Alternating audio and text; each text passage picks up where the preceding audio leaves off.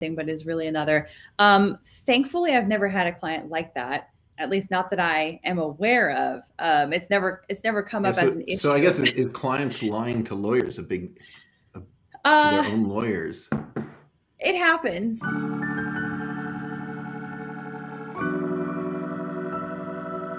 Why did you get into live streams?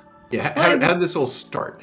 so I started actually with the pre-recorded produced content exclusively. And part of that was because even just putting videos out on YouTube scared the living bejesus out of me. And so I wanted to do it, but I still was just like very, very nervous about like really putting myself out there. But at least with the pre-produced stuff, I could say a line, mess it up, go back and re-say it, and then have complete control over how that ended up. It took me a while to get into live streaming because the fact that it's live, the fact that you can't edit it, really made me extra nervous about it. But it looked like it was like the best way to really get into collaborations with other lawyers. And so what I saw was I saw Nate the lawyer and I saw Uncivil Law doing kind of like a regular weekly live stream together, that they would just kind of get together and chat. And I reached out to, I think first Nate the lawyer, and said like, hey, do you guys want another lawyer to join in with you? And thinking he might blow me off, maybe not. And I had done one previous collaboration that one was a live stream too. That one was with Rick Hogue. Come to think of it. But yeah, it was just the first way to do live streams, and ever since then, it was just the number one way of collaborating with all of these other lawyers in LawTube, and it just kind of grew from there. Right, nice.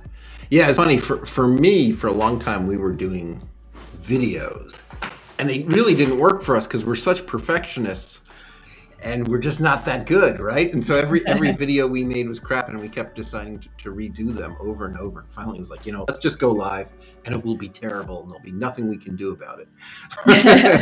and I think we've been improving. Absolutely. Since doing that.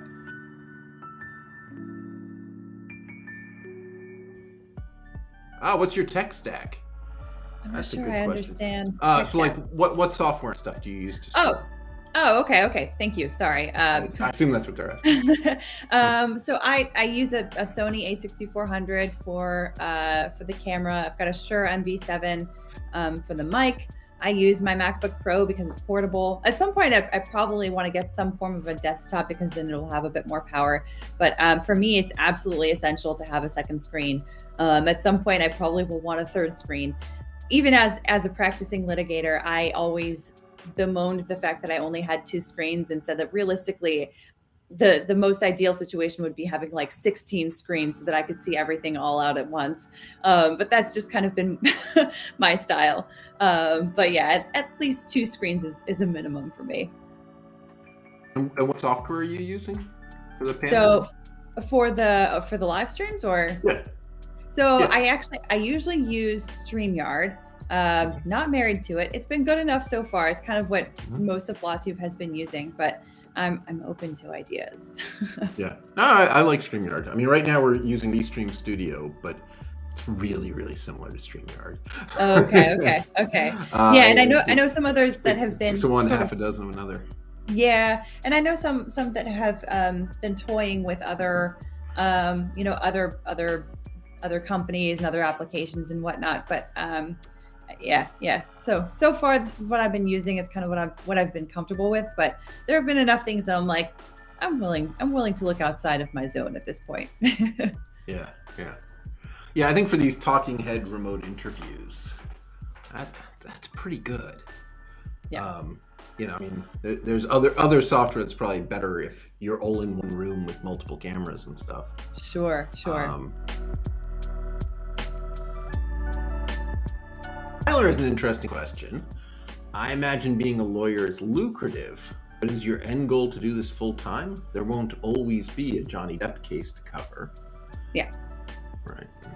Yeah. No. So yeah, I would love to be doing this full time for sure. And the Johnny Depp trial is a nice way of sort of helping me along that road. There are other ways of making money off of YouTube.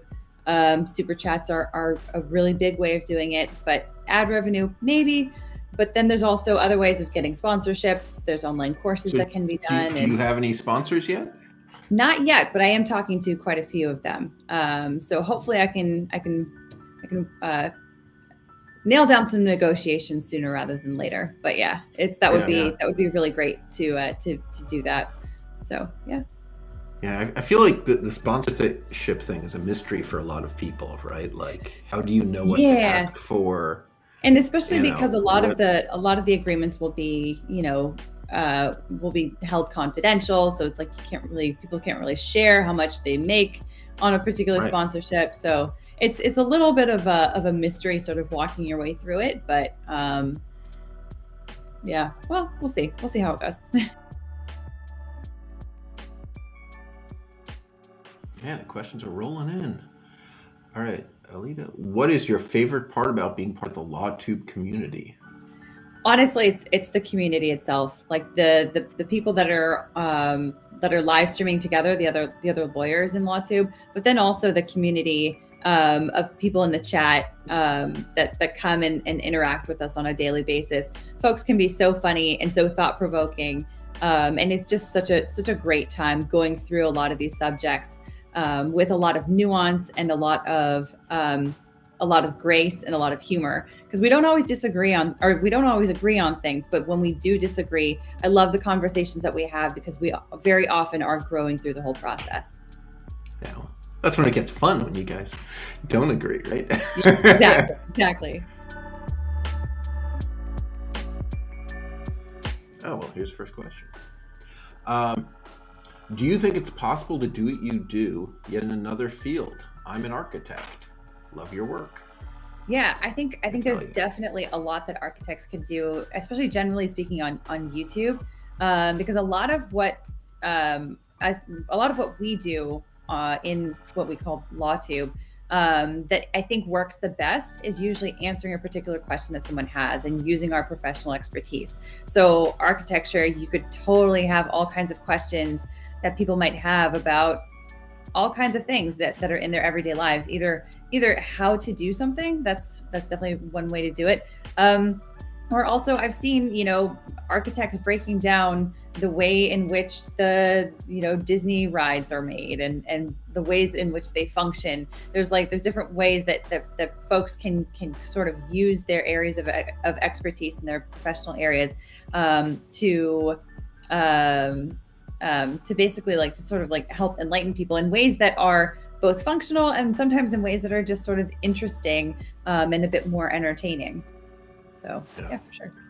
I would think if you could, visiting some cool places would be nice for an architect, right? I mean, I've done streams where we actually did a stream where we sent someone to Dracula's castle in Romania, but also just ones where I walked around City Hall here in Philly. I feel like there's cool you could totally have one that's just a live stream that's sort of from your I've never done a live stream from my phone, but I could totally see it happening where someone just takes their phone, does a live stream and just kind of goes to, say they're in Paris, they go to the Eiffel Tower and they're like, this is how this works. This is how this was created. And this is the history of it. And at the time that it was created, it was totally revolutionary or whatever because of XYZ. And some people hated it because it looked too like a sore thumb and like all this cell phone tower before there were cell phone towers. Yeah.